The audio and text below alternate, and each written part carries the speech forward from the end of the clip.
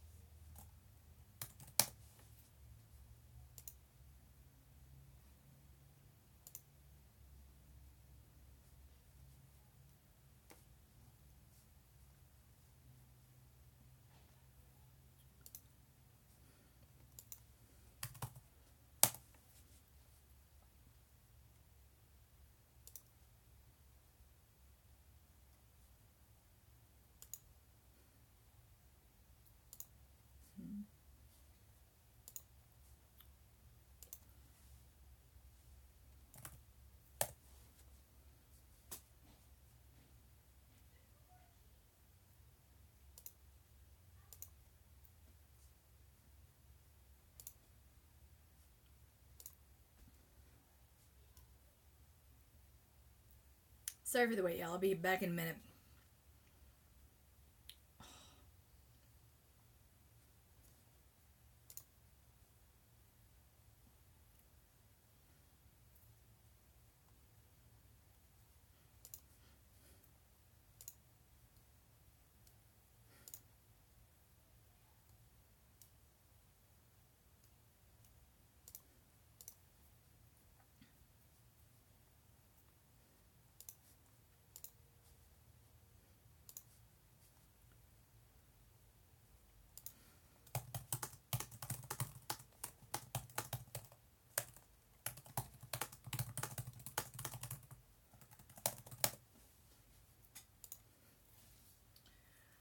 Apologies for that, Jen. If you are watching, please check your email. I can't text you because I'm streaming on my phone.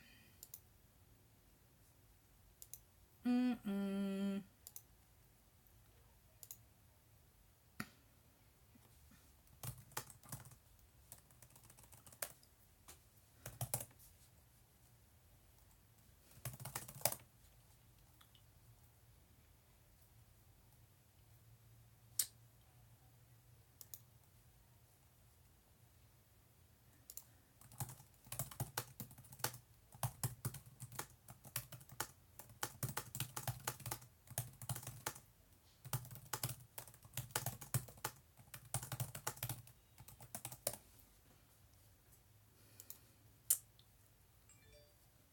Oh, here she is. I think I hear you. Jennifer?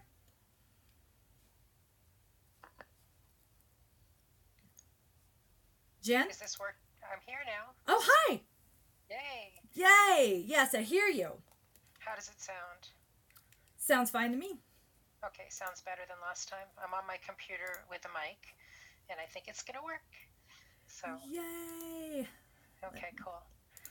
Let me just say, okay, I'm recording it. I'm recording this now. I don't know if our podcast editor needs this, but now that you're here, I'll go ahead and start the stream. Great. Okay, can't minimize Zoom, right? But can I bring this back to the front? Yes, that'd be awesome.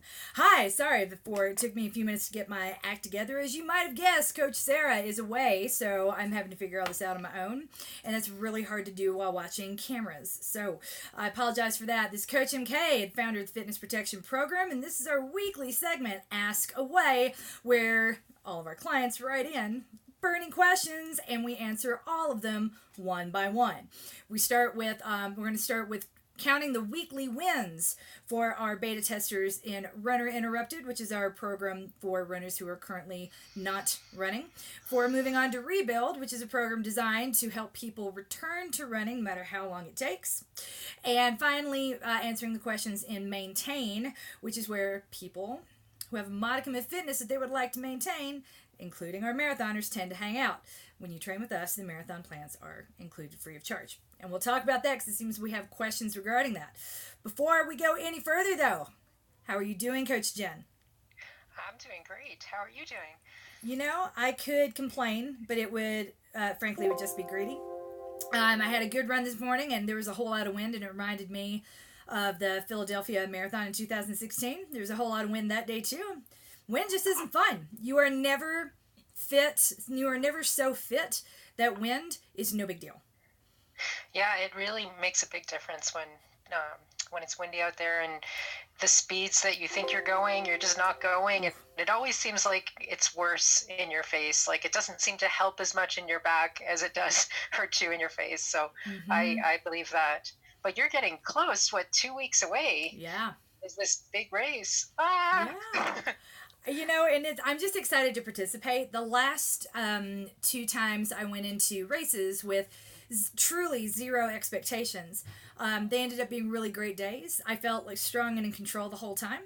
And that's really what I'm going for here. It's not going to be like the fastest time. And I know that's really hard for a lot of our clients to kind of understand, because until you've had a good race, you can't have a great race. But a good race, as far as I'm concerned, is one where nothing terrible happens, right? You just go, and it's like another long run, and you finish, and you're like, yay, I could have kept going, or done now.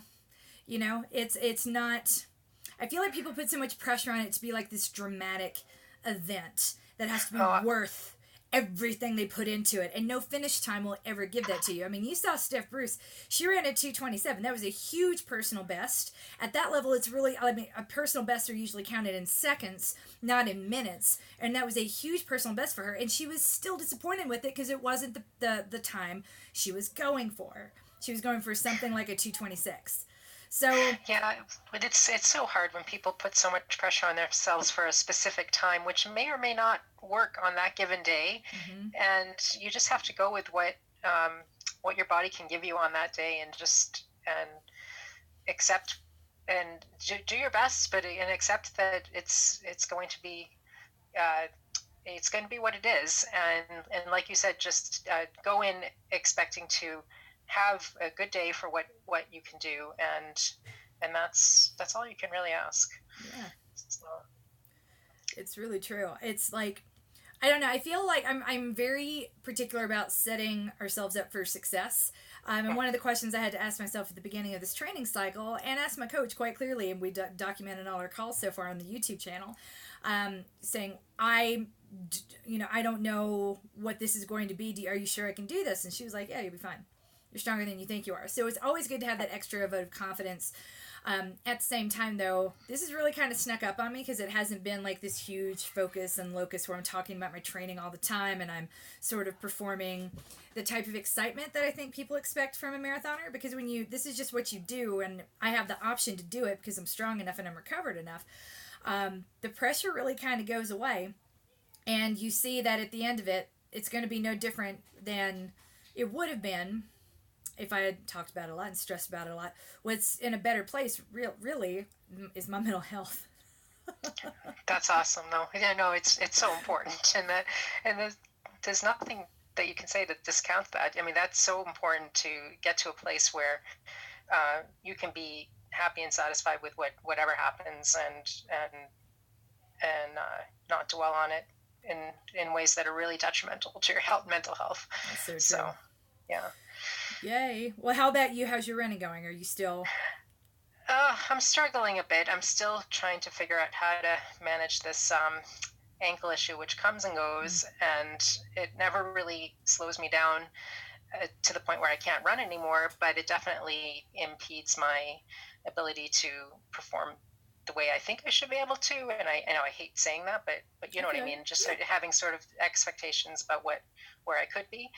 And, after a second failed physiotherapist experience, I don't know if I want to go back either to my old one or not, or just be able to manage it. So it's a bit frustrating, but I am running, and I had a more difficult than I expected 8-mile run today, but at least I did it. So that was okay.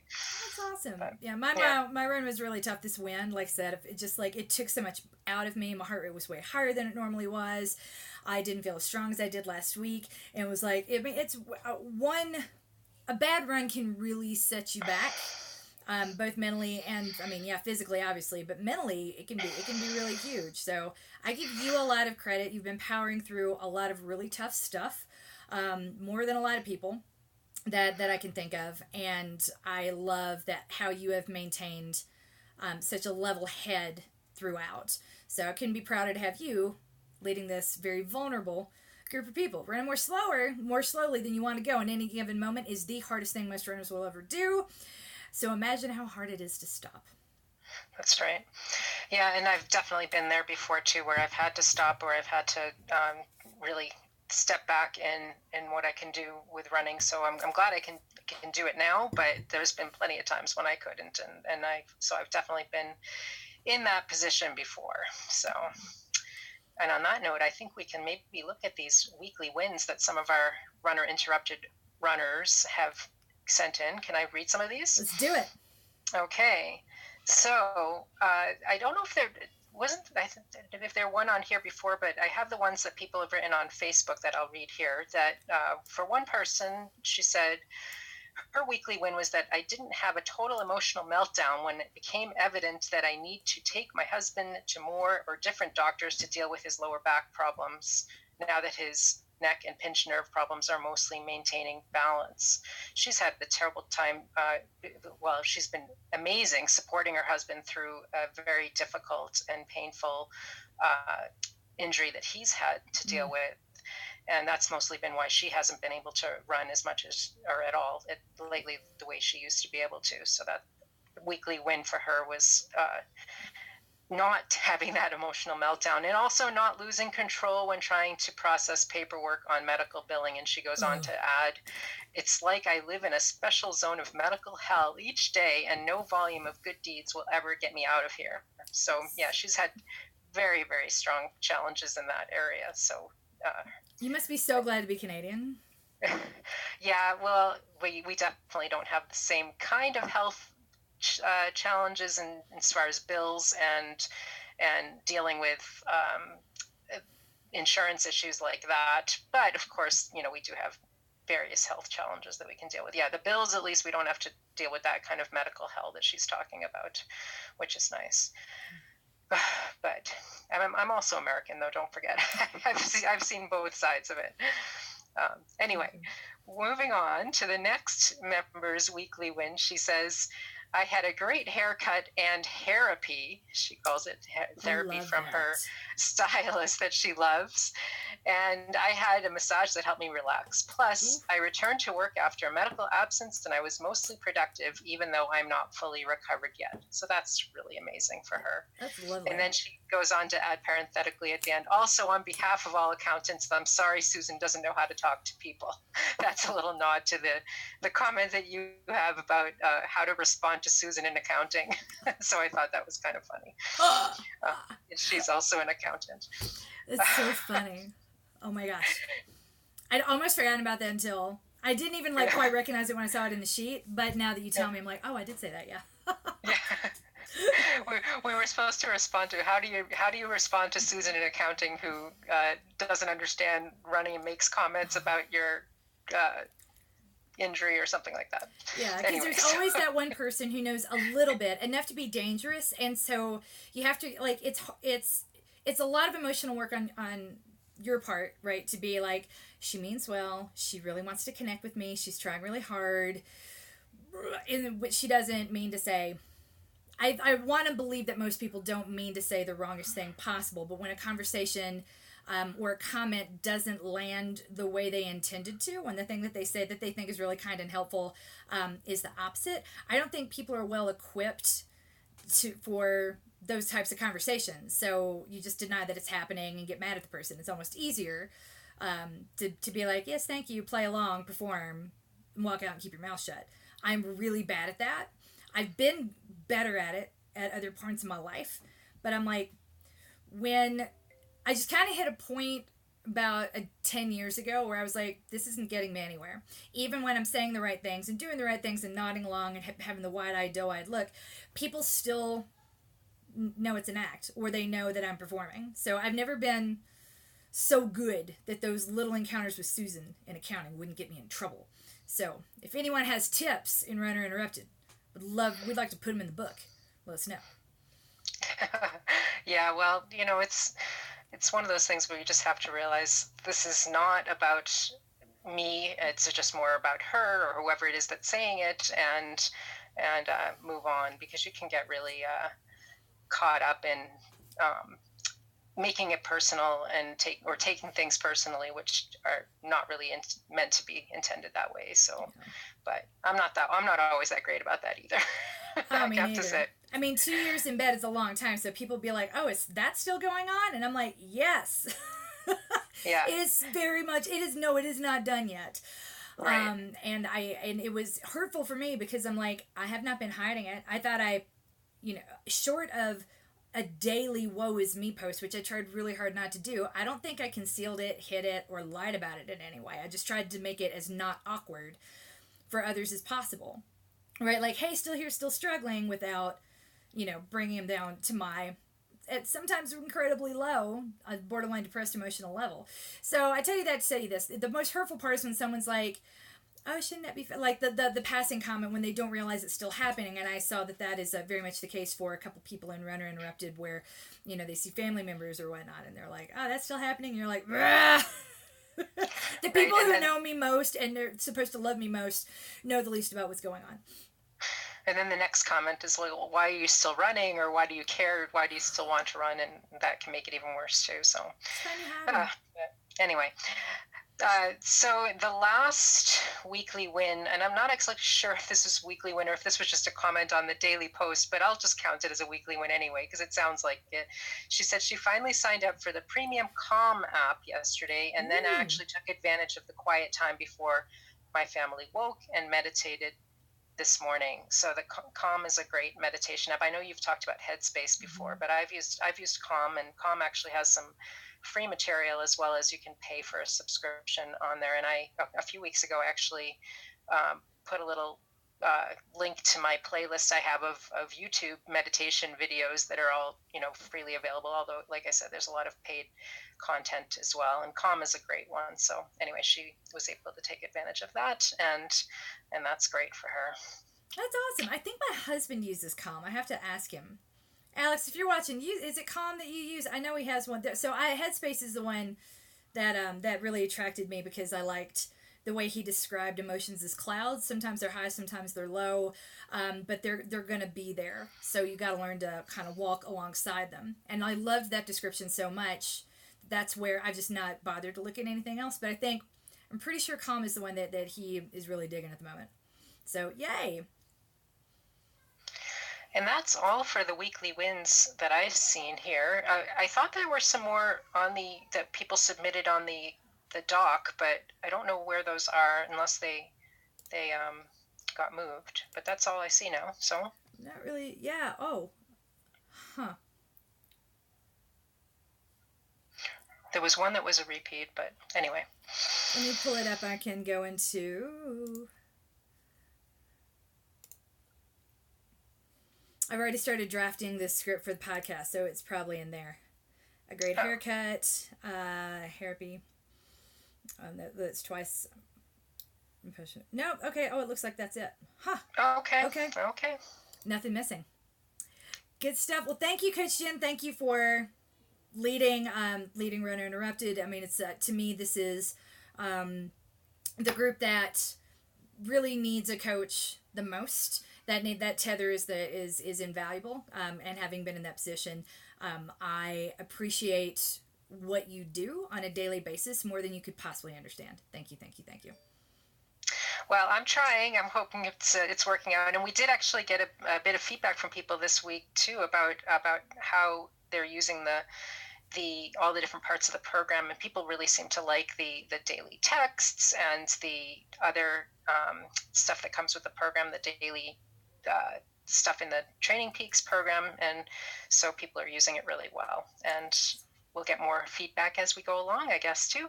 So I love it. That means the world to me. Thank you so much. And don't let me forget to schedule the end of the month coffee chat, because that is going to probably happen when I'm either in New York or we'll have just landed in New York. We'll work it out. I wanted it to be a Friday before I realized that the last Friday of this month of October, I'm going to be in New York with possibly sketchy internet. Well, yeah, the last Friday is actually, you mean the first Friday in November is November 1st, and I'm actually going to be away that weekend too, so I'm not sure how we're going to work this out, but we'll have to figure something out. We'll find a day and a time that works. We'll send a poll or something. We'll figure it out. Okay, great. All right. Okay. I'll jump off here and listen to the rest. Sounds good. Thanks again. For those of you just joining the program, that was Coach Jen, who is leading the Runner Interrupted group, which their basic suite of products for $30, you get access to all three. Runner Interrupted is for runners who are currently not running. It's a support program designed to get you back to whatever start line you choose, even if that start line is its sister program, Rebuild. Rebuild was designed to bring people back to running after a long period away. We don't really care why. We care how you get back in and that your coach loved and guided every step of the way.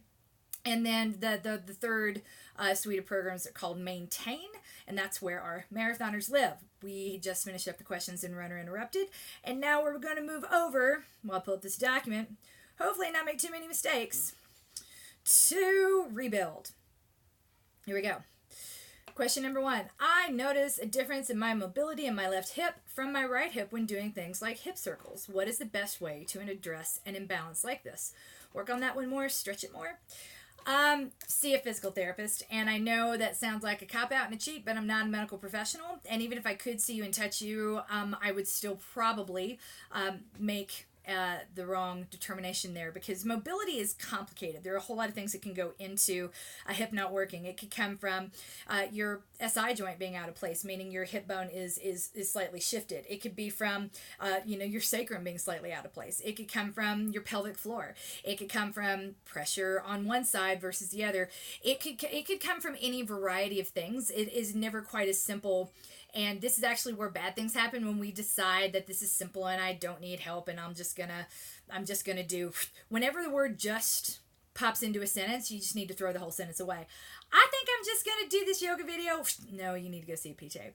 So with that, the best way to address any sort of imbalance is absolutely to go to a physical therapist. I personally prefer doctors of physical therapy who have the OCS certification, who are also licensed for dry needling and manual therapy. That's the holy grail. Those are all the tools you would need.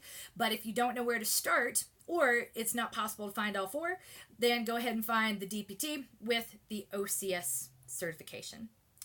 I personally prefer non-sports PTs because we tend to diagnose on our way in, say here's the problem, fix it, and we get real mad when people don't fix it the way that we requested they fix it. We don't like hearing that we got the problem wrong. So be open-minded, be patient, and if the advice you're getting is not working, absolutely advocate for yourself.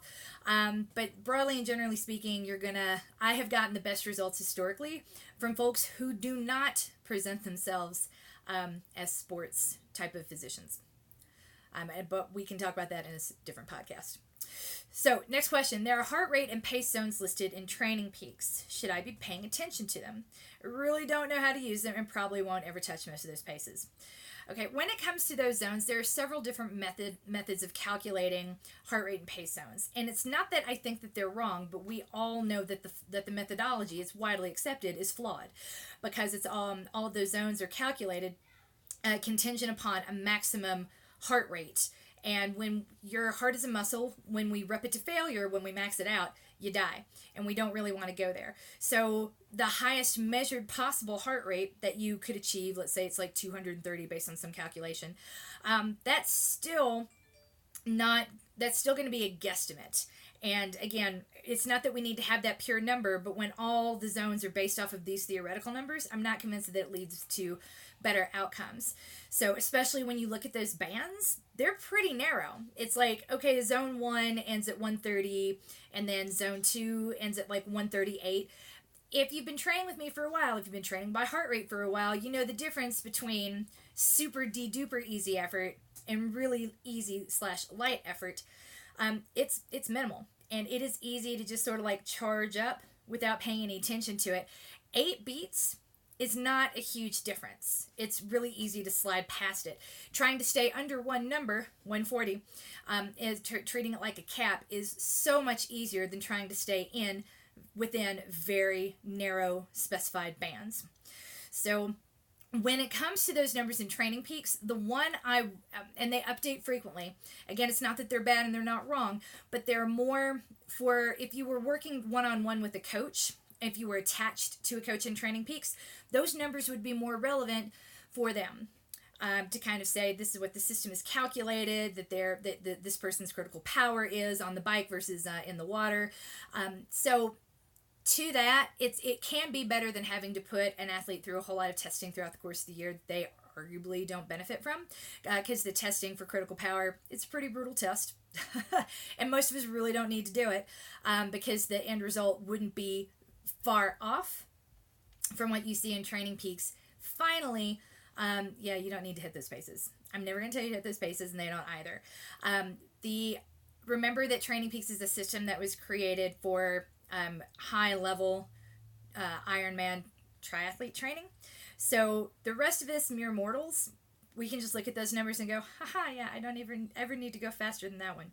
Plus, they conflate frequently when they're like, oh, your threshold is increased.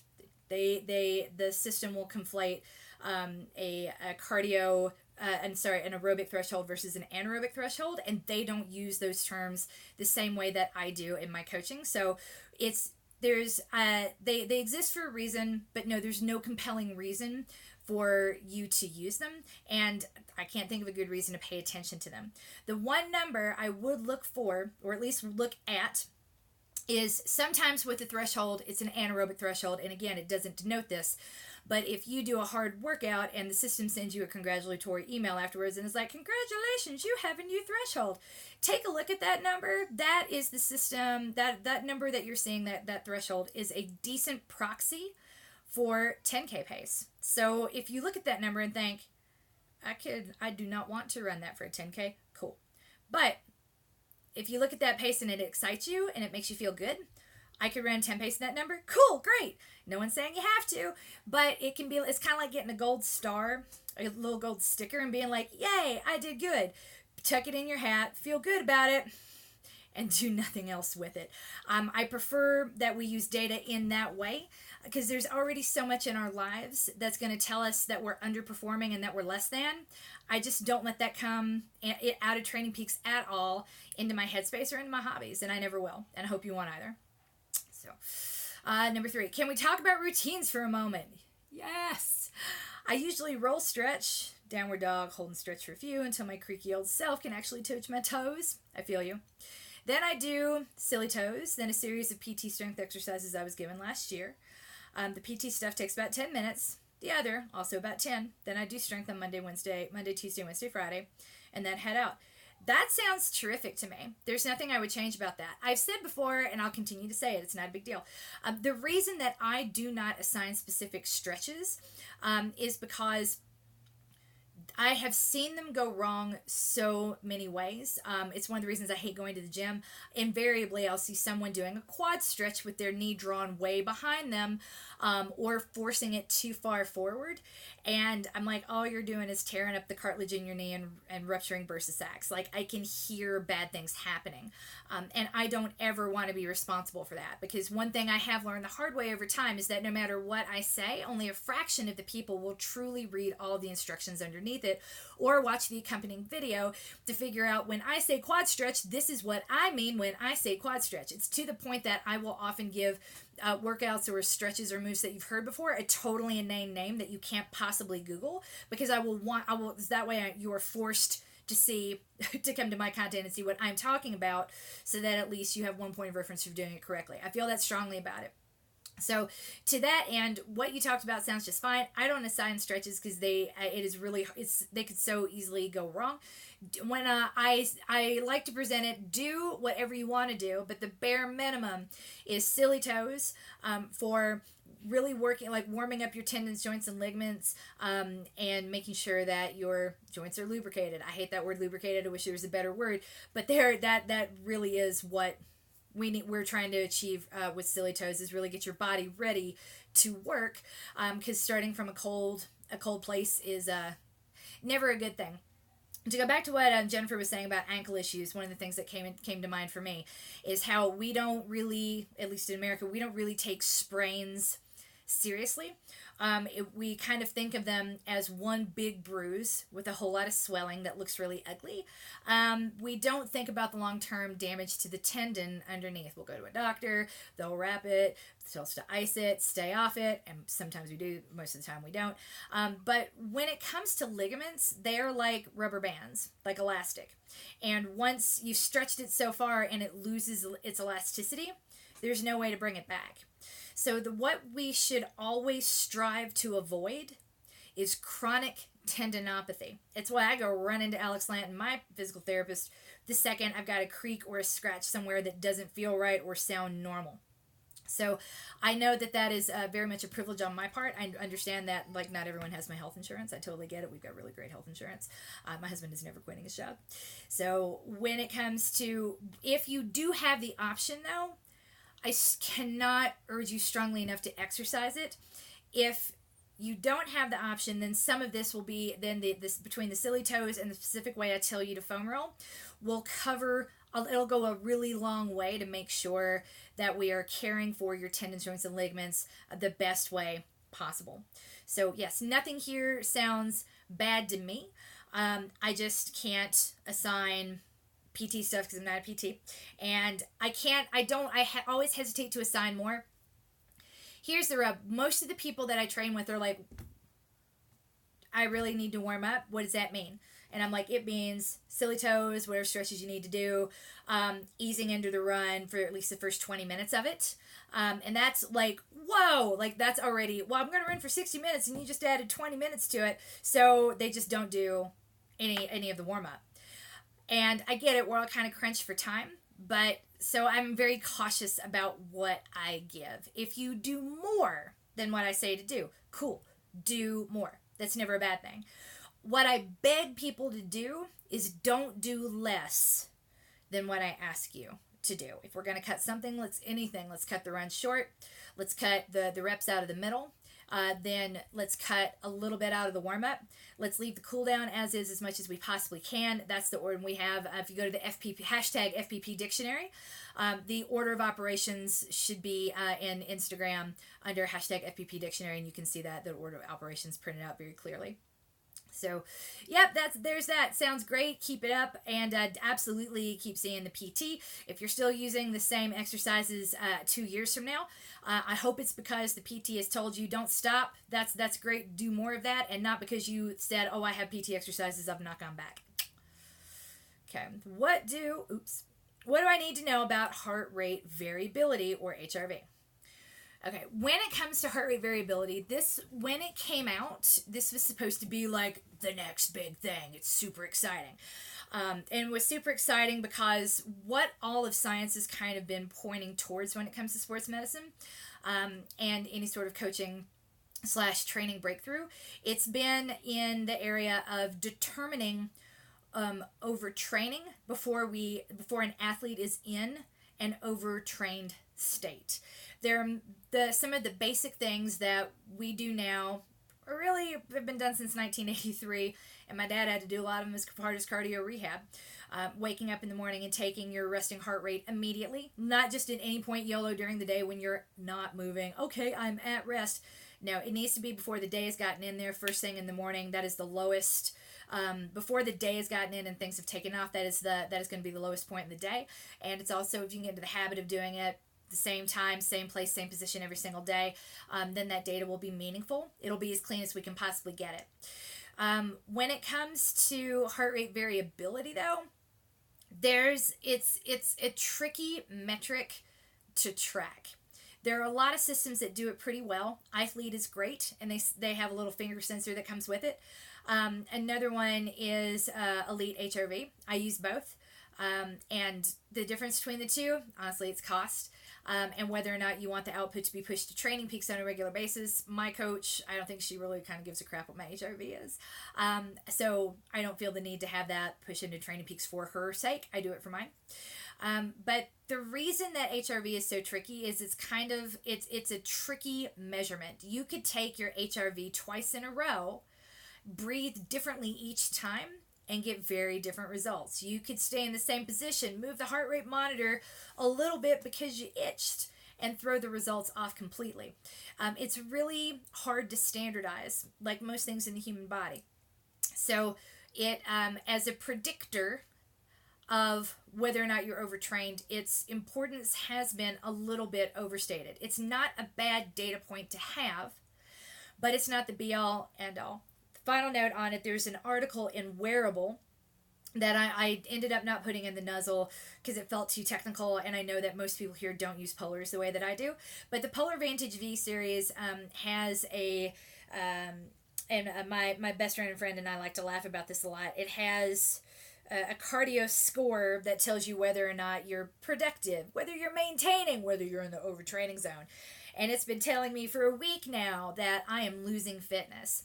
So this article in Wearable is that it speaks to that directly, and is like, what does that mean, and should you let your watch be your guide? And it gives a very convincing argument as to why you shouldn't, what this number means, and why it matters, and why it can also, you could have a TRIMP score of like 200, which is ridiculously high. That should be a red flag to the coach, and concurrent to a little sign over here that says that you're detraining and you need to work out more instead of taking a day off, which your TRIMP score should be screaming. So it's, all of this is good information. None of it is perfect yet. There is no singular data point to rule them all. So that's what I would consider when it comes to HRV. It's good. It has value, but that value is highly variable and therefore highly limited. I would take it with a grain of salt. Let's say that you are, and this is the final thing I'll say about it, let's say that you are in the habit of taking your HRV read first thing every single morning, and you are tired and you really don't want to get out of bed, and you take your HRV and it says that instead of doing that hard effort workout today, you need to really rest and recover and take that seriously.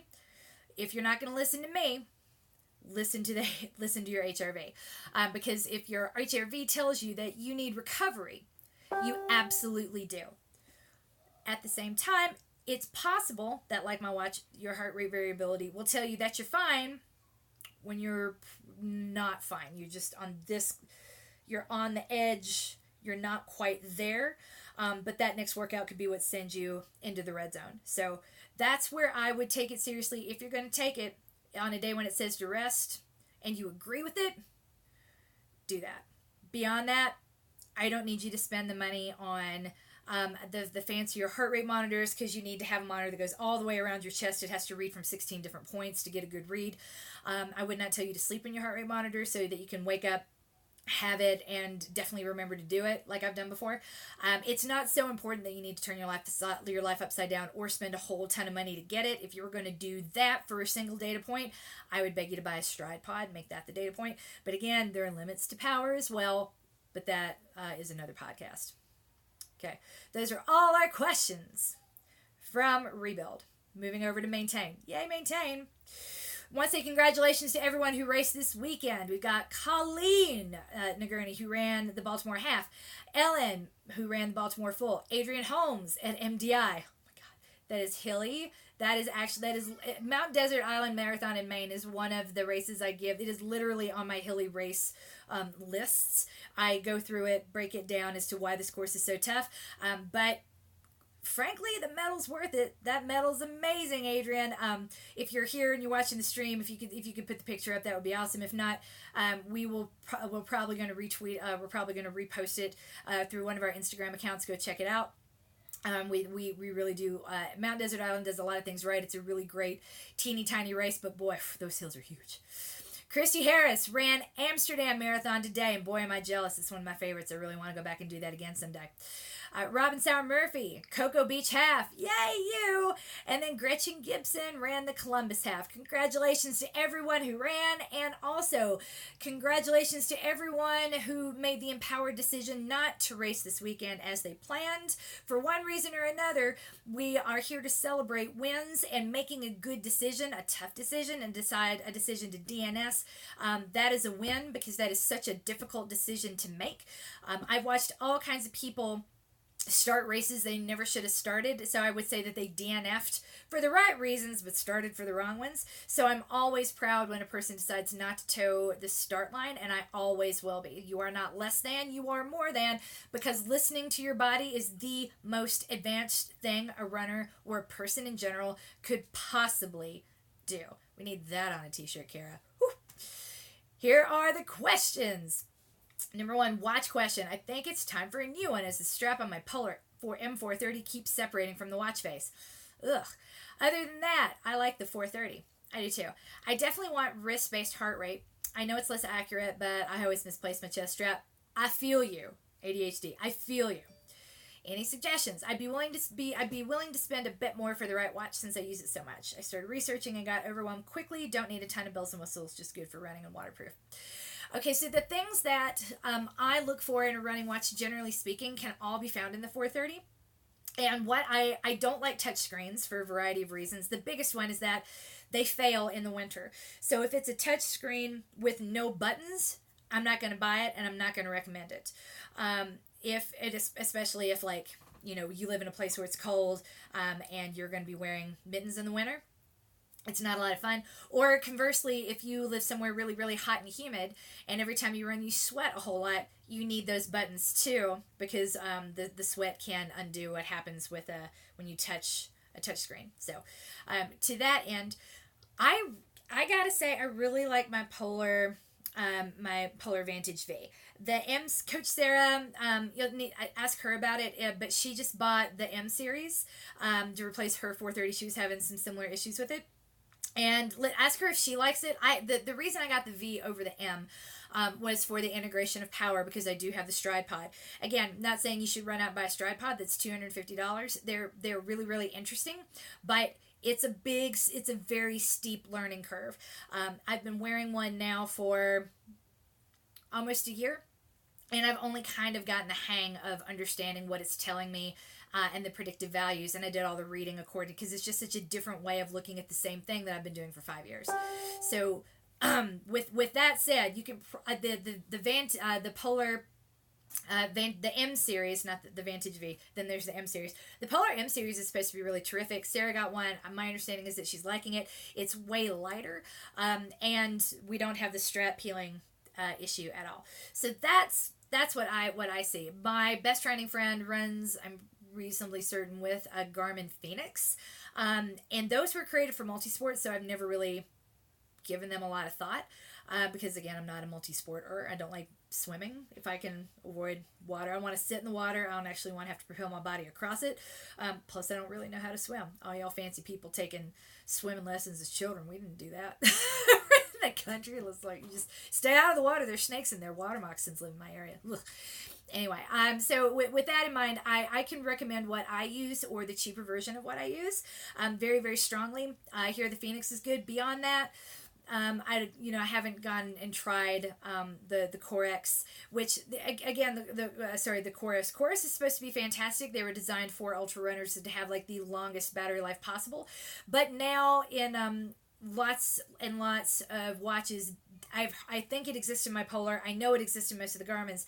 You can change the way it reads with it connects to the satellites to extend the battery power, so you get a little less accurate minute by minute information on pace, but you can extend your battery life by like 5 to 6 hours or something ridiculous. So there are a lot of good options. Think about really what you need to get and what you're willing to spend. I can tell you that my watch is worth the $500 I paid for it. I can also tell you that you don't need to spend $500 on a watch. So think about what it is that you need to get out of it. You know, you want something that has the optical sensor. Cool. That's pretty standard now. You'll have a lot of options, but realistically, it is easy to get overwhelmed with all the options that exist.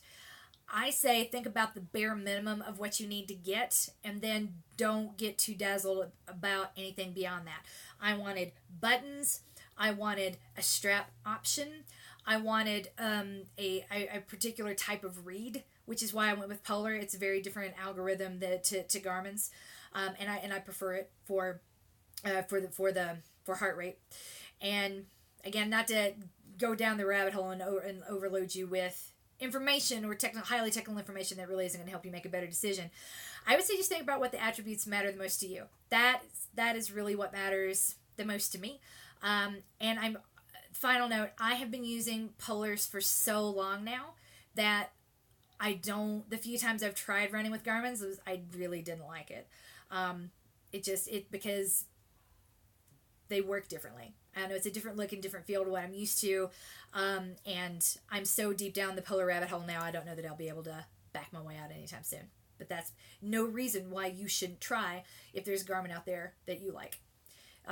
Polar pays us nothing, and I just happen to like it. I don't even get a discount. They recently did a 20% off discount, and we'll probably be having another one coming up soon. They do them frequently throughout the year.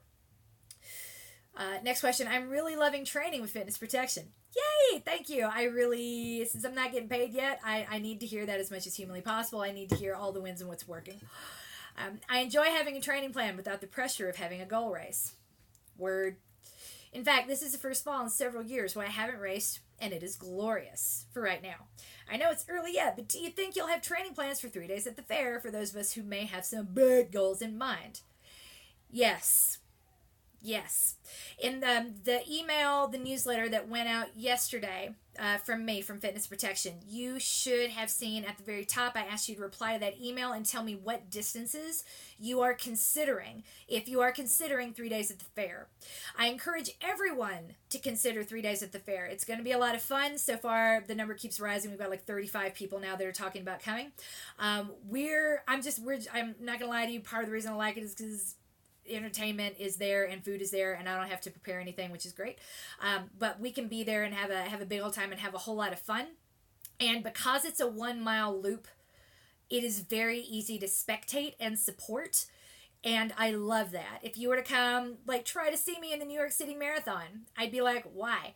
The chances of you seeing me run past you in one spot it's so tiny that it's almost not worth whatever effort it would take for you to get there. Unless you're willing to wait for me at the finish line and help me walk back to my hotel because my husband can't join me on this trip, I would love that. If you want to watch me walk, watch me stumble at the end of the race.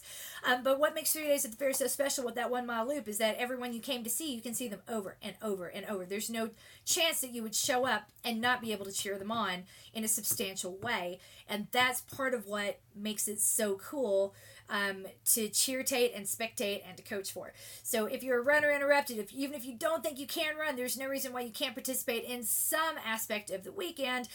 Reach out, let us know, RSVP, and do consider it. If you're thinking of running something longer than your standard marathon, I need to know how many people are interested in this, but I am, in fact, writing a plan for 3 different options, just to have them, because I know somebody's gonna ask. One of them is the stacked marathon option, where you'd be doing 1 marathon a day for either 2, 3, or 4 days in a row. Another is the 100-hour option, meaning you run as many miles as you possibly can, stop as much as you need to, but as many miles as you can possibly get in 100 hours, 144 hours, I think it is. And then finally, I'm coming up with 50-mile and 100-mile options as well. So if any of that sounds like your bag, do let me know. We will talk it out, but I need to know that there's going to be demand before I spend a whole lot of time throwing supply at you guys, because I don't want there to be pressure to show up to this and do more. What I want it to be is pressure to just come out and have a whole lot of fun. The thing that I like the most about 3 days at the fair, and I'll stop with this and go back to the rest of your question, the thing that I like the most about 3 days at the fair is the fact that this is the one event that everyone can participate in. This is how Susan sold me on it. Well played, Susan. And I absolutely stand by it. This is, of any other place I could bring a person. If I were to bring you to New York, you might be a little sad that you're not running the marathon. You might be a little sad that you lost the lottery. You might be a little sad that you can't really do what everyone else is doing, and it's not really your day or your experience. 3 days at the fair is so unique, and it's so new that, quite frankly, I can't imagine anyone showing up and feeling less than because they can't do the runs or because they can only walk or whatever. I feel like I had a lot of fun spectating it. I don't really have a huge desire to participate, which says nothing about the race. It is just that much fun to spectate. It was that much fun just to be there and not have to run. And I would encourage you to kind of look at do what I'm doing, not what don't. Not a do as I say, not as I do moment. This is what I'm actually doing. I'm going to spectate. I'm going to cheer. And I'm going to coach. And I would, if you're a runner interrupted or a rebuilder, I would love to have you join me. If you have a bigger goal and you don't live near trails, you know what? This is a trail event. This is an ultra type event that you absolutely could train for. And it's super cool and it's really fascinating. So I hope everyone will consider coming to 3 days at the fair. You can RSVP on the Fitness Protection website, fitnessprotection.com/events. Okay, on to the rest of the question. Do you think you'll have training plans for people with big goals? I'm thinking about doing the 24-hour race and trying for 40 miles since I'm turning 40 this year. Yay! I love that. It is liberating to know that I only have to race if I want to, and I don't have to race just to have a training plan. Thank you for that. Awesome. After my dad had his heart attack, I don't spend a whole lot of time talking about this. My parents are still alive. It was hard. It was really hard. We were cash strapped. Times were tough. And they were tough for a really long time. When you don't have money, what makes life complicated is because you feel like you don't have options. There's only one option or one choice anywhere you go that you can afford. And rather than being grateful, it's hard to be grateful for that choice when you don't like that choice at all. Or when other people say, well, why didn't you do? And they don't understand why those options aren't open or available to you. So I tell you that to tell you this. I've designed all of this to maximize your utility, which to me means maximizing your options. And that if you train the way that I do, the way that I ask you to train and maintain, you can do whatever you want all the time. It is very important to me that you have as many options as humanly possible with minimum time to ramp up. And we can do so much more when we truly maintain in between training cycles, because what we think we're going to do and what we actually do without a plan, without a coach, without a structure, without a training group, I would argue you don't need the pressure of a race. No one does. What you need is the support, and that's what we aim to provide. Maximum support, maximum options, minimum pressure, frankly, minimum cost. It's pretty great. So, yay, I'm really glad that this is working for you and it's having the intended effect. Again, until I'm bringing home a paycheck, I live for these moments when people tell me that it's working. Hi, coaches. I'm looking forward to my first Trail 50K in July to celebrate my 50th birthday. Whoop, whoop. I am lucky to live in a beautiful, if very hilly place, so getting on trails is not a problem when I can run in the daylight. Word. I have started switching some of my runs to trail to get my body ready. You need to. The difference is locomotion, and I talk about that. I mean, I know it's a funny sounding word, but it really means how your body moves forward. And when you're on a hard, compacted surface like road or asphalt, every time your foot strikes, there's a bit of energy return back into your leg. That does not happen on dirt or rocks or anything that is loosely packed. That energy return is gone, which means that you are more reliant on power to move forward. You could, trail runners who then get on the road learn the hard way how long it takes to adapt your joints to transition. It is a painful transition to go from trails to road. Going from road to trails is easier on your joints, but way harder on your muscles because they have to work so much harder because you've taken away that assist that comes from perfect energy return with every single foot strike. So that is the biggest consideration of getting on trails, and why, if you're doing a trail 50K, you need to be on trails as much as you possibly can. So the next question, how much should I do on trail? All of it. Absolutely all the long runs. 2 to 3 days a week, realistically. And look, it is not, I do not think it is wise at all to do very much trail running if you're training for performance in a road race that is longer than a half marathon. But the reverse can be true. It is okay to do some road running while training for a trail race.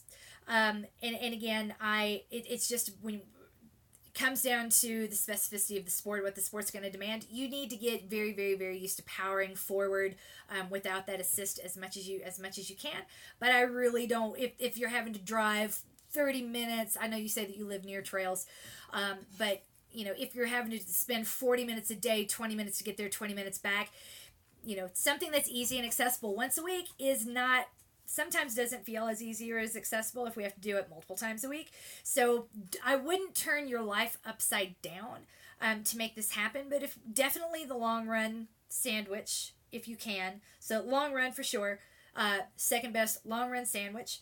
And the one of the harder effort workouts. So like Wednesday, Friday, Saturday, or Monday, Friday, Saturday. There's virtually no difference between Wednesday, Friday, Saturday, and Monday, Friday, Saturday. It's just whatever really is going to work out best for you. So I would like to be able to YOLO a road 10K or half before next summer, so I need to keep some road running. I guess, is there an ideal balance? It depends on, it's not like you're going to lose all the adaptations. So with the trail coming up in July, then we can keep you on the roads a couple days a week, and then we would just need to swap you over. I guess if you really wanted to like dominate that road 10K and like really race the bejesus out of it, then let's say for the 6 weeks prior, let's try to keep all your weekday runs on the road and your long run on the trail.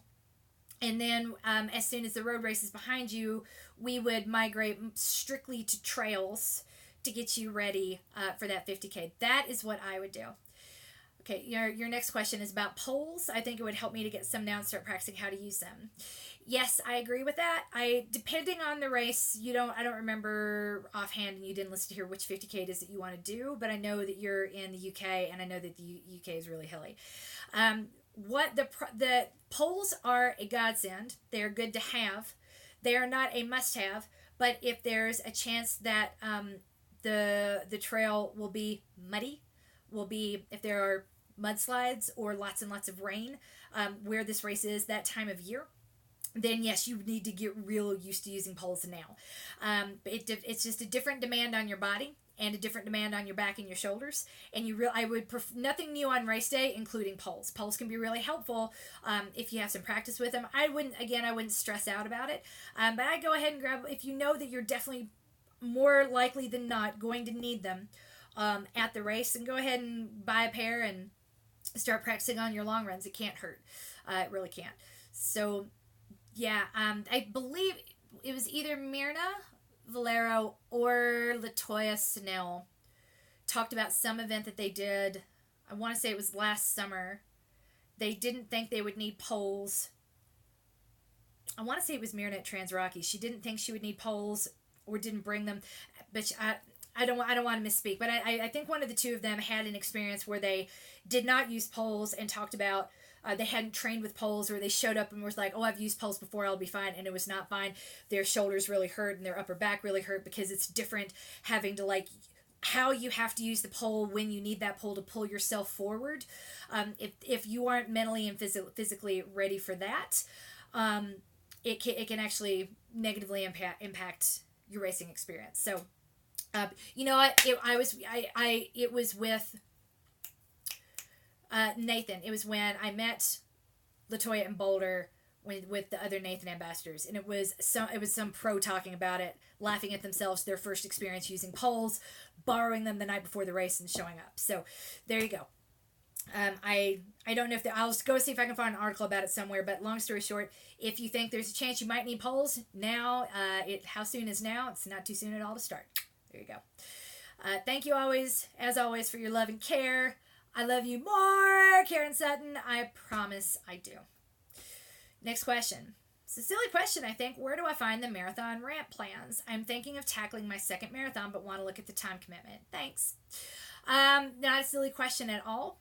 We put them in the files section of the Facebook group. In the the Maintain Facebook group. So if you're going to Maintain in the Facebook group, go under the files. It should be like if you're on a desktop, they should be on the left side of the screen. Click the files tab and you should see the files listed in there. We will be once we have finalized the race plans, we'll be making a home for them, and frankly giving them away on the website to anyone who wants them, because I've said all along, I've said it before and I'll say it again, the plans are completely useless if you are not part of the program and you're not working with Coach. So I'm totally fine to give those away, and we'll be doing that soon. Feel free to share with your friends once you have it in your hands. But yeah, for now, the time commitment, it's only 10 weeks. I'm a big believer in maintaining a bigger than what some coaches would recommend, cardio base in between training cycles, mainly because either we're planning, these are for sure the races I'm going to do, and then not doing enough and only ramping up the last minute because we're efficient, or something comes up and then we feel like we can't participate, and that can be really frustrating too. So what's all this fitness for if not for being able to do whatever it is that I want to do? Again, to make sure that you have maximum optionality, I try to minimize the pressure and the time commitment of the marathon itself. If you're doing 1 2 hour 30-minute long run every month, for 2 to 3 months, you really don't need a whole lot more than that to get ready for a marathon. I don't know this for a fact, but my personal belief is that part of the reason the base building cycle has become longer and longer in most race plans in recent years is that people are trying to get fit now, thank you Biggest Loser, by training for marathons, instead of waiting or working out with the goal of getting fit enough to train for a marathon kind of someday. So we've had to, seeing the people coming in the door, we've had to adjust the pipeline, the pathway to the marathon accordingly, so that people don't get hurt. So if we keep a great big base year round, you really don't need that much time to ramp up, and that is what we do and maintain. Final question. I have a question about sleep and overtraining. Yep. A while back you said it's a red flag if we're having trouble running consistently. That's me. Even dropping all runs to easy effort or short stride sandwiches, I'm having trouble getting going. For several months I've been missing out on the joy in running. Is this overtraining? What do I do? I still want to love running, but the minute the alarm goes off every day, I just want to quit. Okay, I feel you. We are going, my best advice is to go take a look at week 1 of lane 2 of rebuild and just do that. Honestly, you do sound overtrained to me. Either that or there's a lot going on in your life. And remember, the body does not differentiate between psychological and physiological stress. So if you're managing a heavier load in other parts of your life, it is not a big deal to move over, not drop down, move over to rebuild until the storm passes by, and then ramp back up when you're ready to ramp up. So the way I encourage people to think about this is, am I ready for more work? Do I want less work? And it's a little different work for sure in rebuild, but it's also considerably less of a time suck.